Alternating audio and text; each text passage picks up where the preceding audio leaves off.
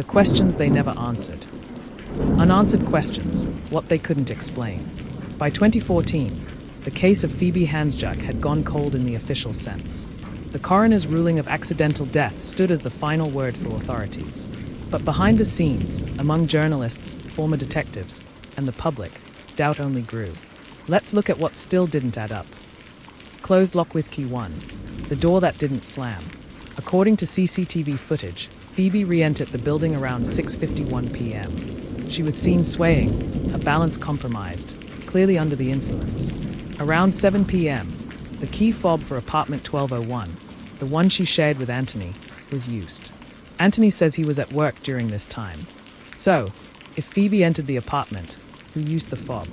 Was it Phoebe herself, in her disoriented state? Or was someone with her? To complicate things further, no one heard the loud crash one would expect from a steel chute door slamming shut. No security staff. No neighbors. Nothing. Was it gently closed by someone else? Someone cautious? 2. The blood trail. Forensics found Phoebe's blood on a computer mouse, the door frame to the bathroom, the couch, the floor in the lounge. This indicates Phoebe was already bleeding before she entered, or was placed into, the chute. And this matters, because the absence of blood smears inside the chute suggests she wasn't struggling during entry, which implies one of two things. 1. She was unconscious or incapacitated before being placed there. 2. She was already bleeding, but not aware or resisting. Either scenario undermines the idea that she voluntarily entered the chute of her own will. Speech balloon 3. Her last words. Just days before her death, Phoebe sent cryptic, even poetic, messages to her friends and family. My temple is damaged. Badly. I'm going to sleep for a while. My thoughts are dark. I'm sorry. Some saw this as evidence of suicidal ideation. But others, especially those close to her, believed it was a cry for help, not a death wish. And there was no suicide note. For someone who kept extensive journals and wrote constantly, this absence was jarring. Open door 4. The fire escape bottle. A half-drunk bottle of vodka was found near the fire escape, but not near Phoebe's body. Was it hers? Did she take it there and change her mind about using the fire exit? Or had someone else placed it there to suggest something? #scales #5. The coroner's doubts, buried in the report. While Coroner Peter White ruled the death accidental, he wasn't completely convinced. Buried deep in the 40-page report was this sentence. There remains a reasonable possibility that another person was involved in Ms. Handsjuk's death. That line didn't make headlines, but to those who studied the case, it was a quiet admission. Something didn't sit right. Many close to the case have speculated that Phoebe's death was no accident, and that her wealthy, well-connected boyfriend may have influenced the investigation. Here's what we know. Anthony Hampel was never charged. He lawyered up immediately. He declined to testify at the inquest. No warrant was ever issued to seize his devices. Critical security footage was overwritten. Forensic mishandling allowed evidence to be cleaned. The police accepted his timeline without challenge. And yet, Phoebe's family, and many independent experts, argue that he should have been questioned more aggressively, especially given the circumstances. Phoebe's grandfather, Lorne Campbell, led the charge to reinvestigate her death. In the years that followed, he funded private forensic investigations, spoke to national media, created a comprehensive timeline of Phoebe's final hours, published a book, Into the Darkness. Her mother, Natalie, described the inquest as a betrayal. It felt like they just wanted it to go away, like Phoebe didn't matter. But she did. She was loved. She deserved the truth.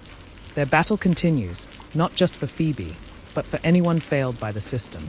Beyond the forensics, the theories, and the headlines, there's the human cost. Phoebe was an aspiring artist, a poet, a daughter, a sister, a woman trying to find herself. She was battling inner demons, but also reaching for light. She was starting to see through the toxic relationship she was trapped in.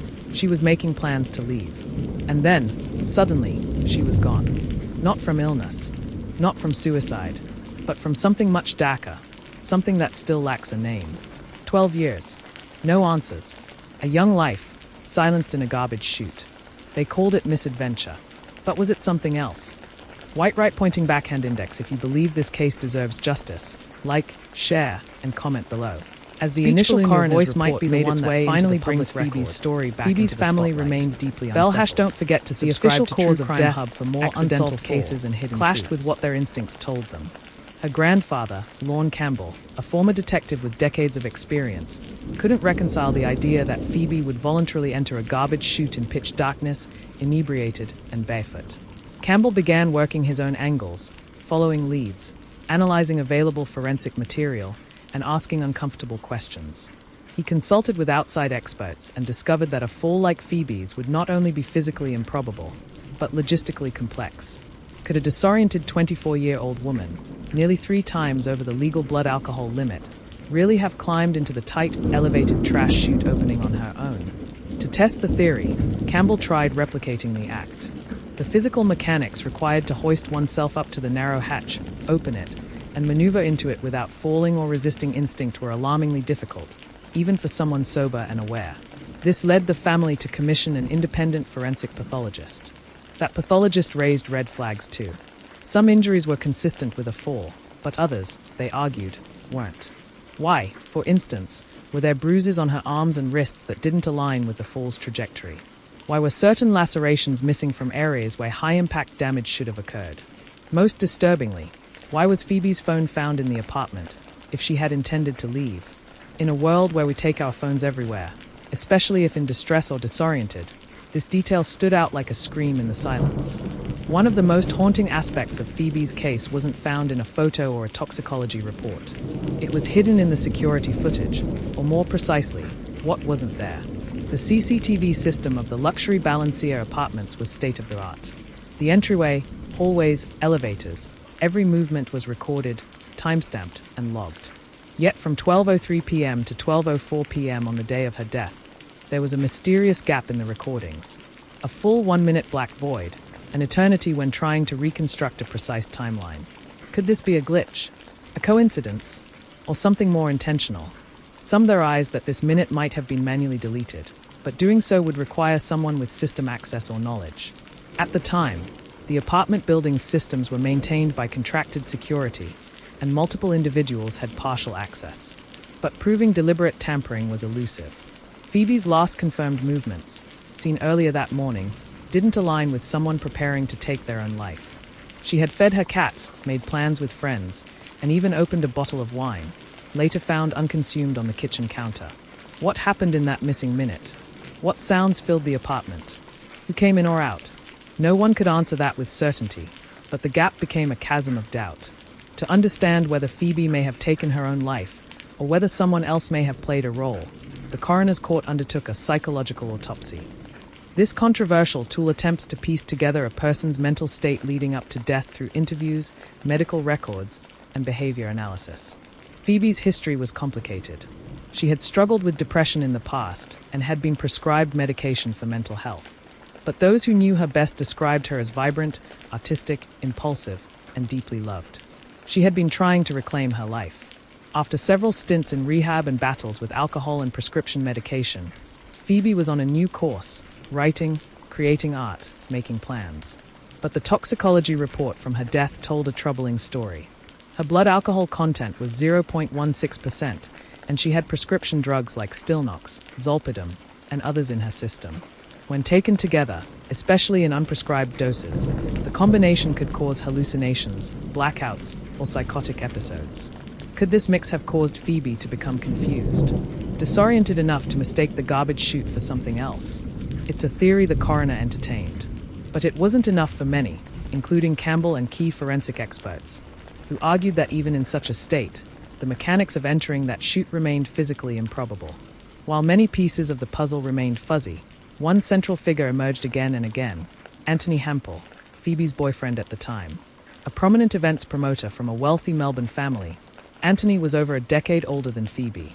Their relationship was tumultuous, intense, and, by some accounts, increasingly strained. Friends and family described frequent arguments, jealousy, and emotional volatility. In the months leading up to her death, Phoebe had confided in multiple people that she was considering leaving Anthony and getting out. On the day of her death, Hampel claimed he left the apartment that morning and returned around 6 p.m. to find the apartment dark, the door unlocked, and Phoebe nowhere in sight.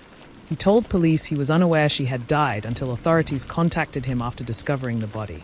But several things drew suspicion. He waited hours before alerting anyone to Phoebe's absence.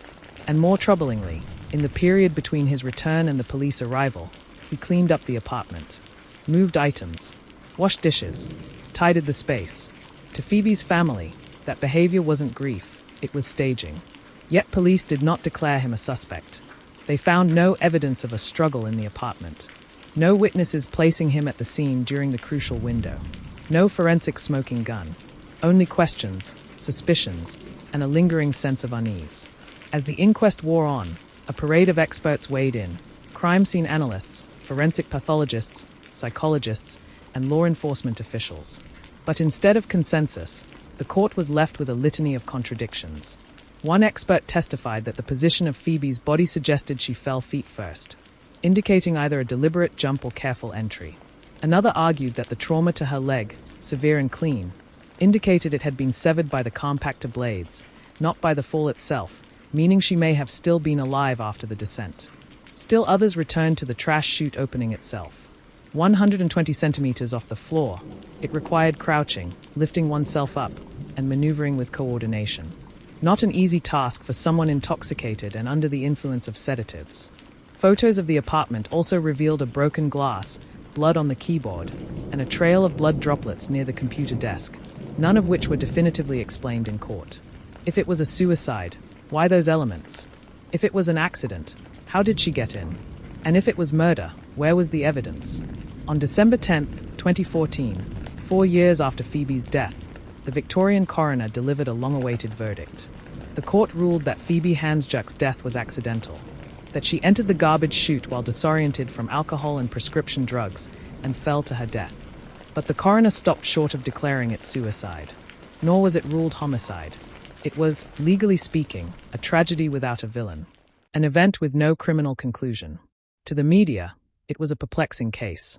To true crime followers, it became an enduring enigma. But to the Handsjuk family, it was an injustice. Years have passed since Phoebe Handsjuk's body was discovered at the base of that cold, steel garbage chute. The official verdict still stands: death by misadventure, a tragic accident in a moment of disorientation and intoxication. But for those who loved her, especially her grandfather, Lorne, the story never sat right. Too many details don't add up. Too many silences remain unexplained.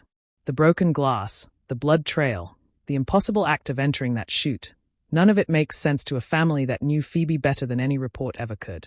In the end, there was no trial, no suspect, no arrest. Just a young woman, full of art and chaos, lost to a mystery that may never truly be solved. And as the lights go out in the Balencea Apartments each night, a single question still echoes through its halls. Did Phoebe fall, or was she pushed?